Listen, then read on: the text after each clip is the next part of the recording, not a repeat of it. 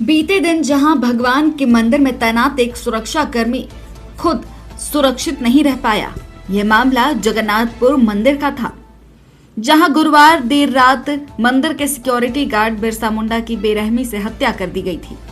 शुक्रवार सुबह खून से लथपथ उनका शव बरामद हुआ था।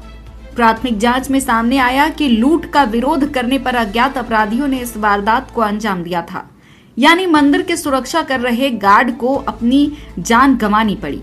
घटना के बाद इलाके में आक्रोश का माहौल है और राजनीतिक हलचल भी तेज हो गई है। मृतक के घर आदित्य प्रसाद साहू समेत कई नेता पहुंचे। वहीं रोशनी खलखो ने मृतक के आश्रितों को नगर निगम में नौकरी देने की घोषणा की। ये एक ऐसा सहारा है जो अभी इन बहनों को मैं क्या दे सकूं, ये भावना से आज हम पूरे भारतीय जनता पार्टी के परिवार जन यहाँ उपस्थित हुए हैं। अपने अध्यक्ष की अध्यक्षता में रक्षा राज्य मंत्री बैठे हुए हैं। हम सारे परिवार जन ये सोचने आए हैं, देखने आए हैं अपने बच्चों को कि क्या स्थिति हो गई है। और इन बेसहारों को यहाँ की स्थानीय जो सरकार है, जरूर कहती है अपने आप को आदिवासी सरकार, लेकिन इन लोगों को एक बार न देखने आया, न बोलने आया, न बतलाने आया कि इन लोगों का क्या होगा। सिर्फ बोल देना कि हाँ मैं तुम्हें 5 लाख का मुआवजा दूंगा, तो कब देंगे, कब इसका ऐसे अनाउंसमेंट बहुत होते हैं, लेकिन कब मिलेगा इन बच्चों को अपना अधिकार। इनके पापा के साथ जो हुआ, आज इन बच्चों का के सर से इनके पिता का साया छिन गया। और जिला प्रशासन भले उसे खोज लिया, मैंने मान लिया, लेकिन अगर इसकी सजा अगर फांसी नहीं होती है, तो ऐसे ही लोगों का मन बढ़ते रहेगा और यहाँ हमेशा अपराध बढ़ता ही चला जाएगा, क्योंकि अपराधियों को डर और भय नहीं है भैया। इसीलिए आज मैं इन लोगों को एक सहारा देने के लिए आई हूँ, एक बड़ी दीदी होने का फर्ज अदा करने आई हूँ, अपने परिवारजनों के बीच में आई हूँ कि कैसे मैं इन लोगों की सहायता कर सकूँ। इसलिए आज कहने आई हूँ कि आओ निगम के साथ जुड़ करके हम लोग एक मजबूत परिवार की तरह चलेंगे और उससे कुछ सहारा तुम लोगों को मिल पाएगा। लेकिन सबसे दर्दनाक तस्वीर मृतक की बेटियों की थी, जिन्होंने कहा कि हमारे सिर से पिता का साया उठ गया, हत्यारों को फांसी मिलनी चाहिए। किस तरह से बता रही थी अभी इनको क्या मारा है ना, उस तरह से फांसी का सजा दीजिए, तड़पा कर। किस हाल पे लाके छोड़ दिया तुम लोग को? कितना भाई बहन हो? बाप का साया छीन लिया हम लोग से।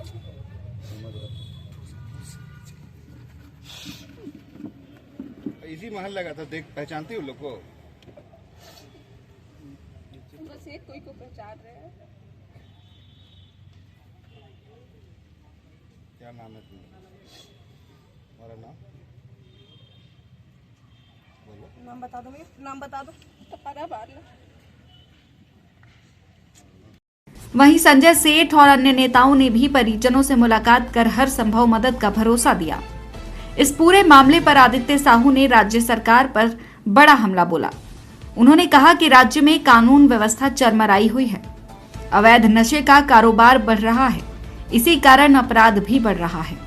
साथ ही उन्होंने मांग की कि मृतक के परिवार को सरकारी नौकरी मिले और 50 लाख रुपए का मुआवजा दिया जाए। देखिए, एक बार फिर से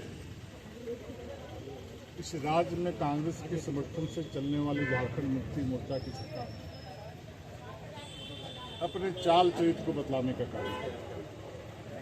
इस राज्य में चलने वाली सरकार संवेदनहीन सरकार है, और इसलिए संवेदनहीन सरकार है कि विधानसभा के नाक के नीचे एक गरीब आदिवासी का जिस प्रकार से निर्ममता पूर्वक हत्या किया गया,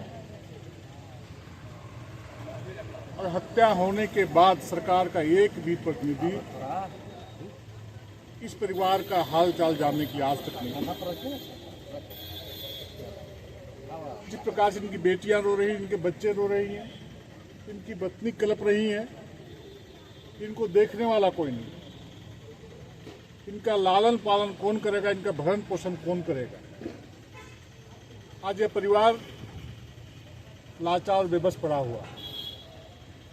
ऐसी परिस्थिति में जैसे ही हम लोग को 2 दिन पहले जानकारी मिली, माननीय मंत्री जी, माननीय हमारी मेयर, नेता प्रतिपक्ष पूर्व मेयर, डिप्टी मेयर सहित हमारे जिलाध्यक्ष सभी लोग हम लोग आए। इस परिवार का जो हालत हम लोगों ने देखा, किसी के आंख में आंसू नहीं आए इसी बात में। इस प्रकार बेटियां रो रही थी, हम लोग की आंखों में भी आंसू छलक गए। कैसी सरकारी बोलती है हम कि आदिवासियों की सरकार है, आदिवासी मुख्यमंत्री हैं और आदिवासी का नाक के नीचे कान, विधानसभा के नीचे, राजधानी के नाक के नीचे इस प्रकार की हत्या हो रही है। ये सरकार क्या कर रही है? ये मुख्यमंत्री जाके बंगाल में और असम में जाके चुनाव प्रचार कर रहे हैं, पिकनिक मना रहे हैं, और झारखंड में आदिवासी बेटों की हत्या हो रही है। समानांतर अपराधियों की सरकार चल रही है, अपराधी बेलगाम हो चुके हैं। अपराधी को पुलिस प्रशासन से कोई भय नहीं है। पुलिस प्रशासन के लोग पैसा देकर के पोस्टिंग करा के यहाँ पर क्षेत्र में आते हैं। उनका एक ही उद्देश्य रहता है कि हम जो पूंजी लगाएं, जो पैसा लगाएं, उसको हम कैसे वापस लाने का काम करें। और उसी का परिणाम है कि दिन दहाड़े लोगों की हत्या हो रही है। लॉ एंड ऑर्डर उनका फोकस पॉइंट नहीं रह गया है। भारतीय जनता पार्टी के लोग बोलते हैं, हम लोग बोलते हैं कि सरकार अपराधियों को संरक्षण देने वाली सरकार है, ये भ्रष्टाचारी सरकार है।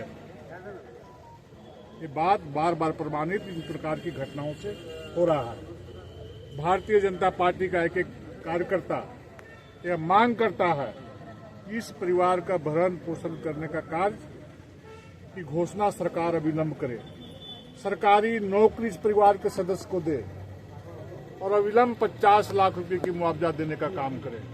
सिर्फ आदिवासी आदिवासी करने से काम हो जाएगा?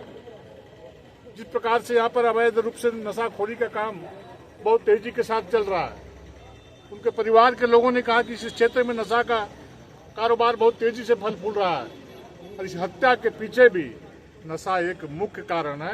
और नशा लेकर के, नशा का धारण करके लोगों ने इस प्रकार घटना को अंजाम देने का काम किया है। वैसे अपराधी को फांसी की सजा मिलनी चाहिए। अपराध और नशा दोनों। ये घटना सिर्फ एक हत्या नहीं बल्कि सुरक्षा व्यवस्था पर बड़ा सवाल है, जहां मंदिर का गार्ड भी सुरक्षित नहीं। मुनादी लाइव के लिए रांची से कुमार अमित की रिपोर्ट।